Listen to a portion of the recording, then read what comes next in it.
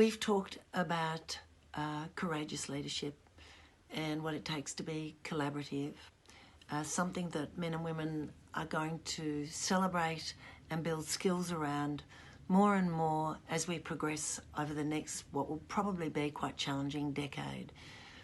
The other art I would suggest to you that's worth building is how then do you advocate for other people? How do you advocate for a team? How do you advocate for a function? I've noticed in Australia there's a common practice that we expect to be discovered. Someone will see what we do and put a value on it. But actually, I think you have to know how to step forward with your ideas. Let people know what you're doing, what your function or team are doing. Sometimes people don't see the contributions that others are making, not as an unkind act, but simply because they're too busy. Or frankly, for a lot of people, they don't have the emotional wherewithal to see what others are doing. So advocating and knowing how to advocate for yourself, for your ideas, and for others is crucial. And to hark back to something I've said since the first little vignette I've given you, is you have to know yourself. If you don't know yourself, then sometimes we have an expectation that other people will see us and will act accordingly. We'll get the reward, the income, the promotion, the recognition that we think we deserve. But actually that's not how it works, and that's not how it happens.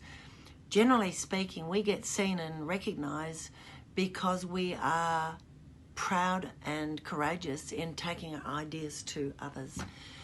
We don't give in to what I call corridor conversations, very quick snatch and grabs in corridors where we give away a lot of our influence. When somebody says, so tell me about what you're doing, just quickly tell me now.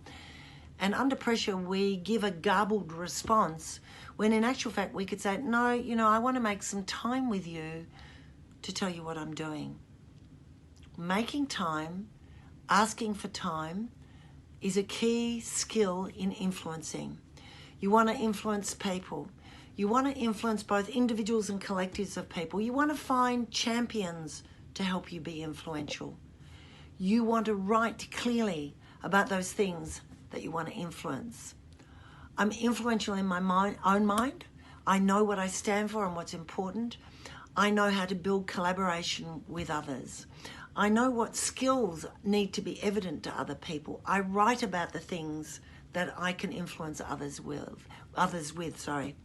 I'm also able to identify system changes that increase influence, frequency of meetings, frequency of communication, where we sit in a room.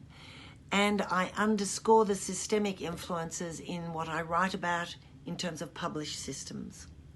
So finding multiple sources to influence and elevate the visibility for yourself and your team is really important.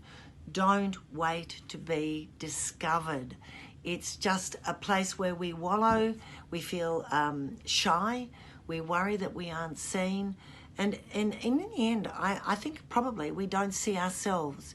If you like yourself, step one, you know what you stand for and what you value, step two, you articulate your ideas clearly, you expect other people to give you time for your ideas and for the ideas of the people you may be advocating for.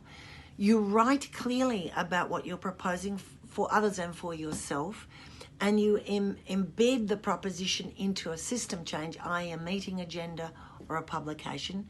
You'll have influence. And if it fails the first time, the second time, the third time, and the fourth time, you keep going. If it's worth doing, if it's worth influencing people, you keep addressing the change until you nail it. That's if it's worth doing. Courage to be seen, the willingness to collaborate, and advocacy for self and others. These are pivotal to leadership in this day and age.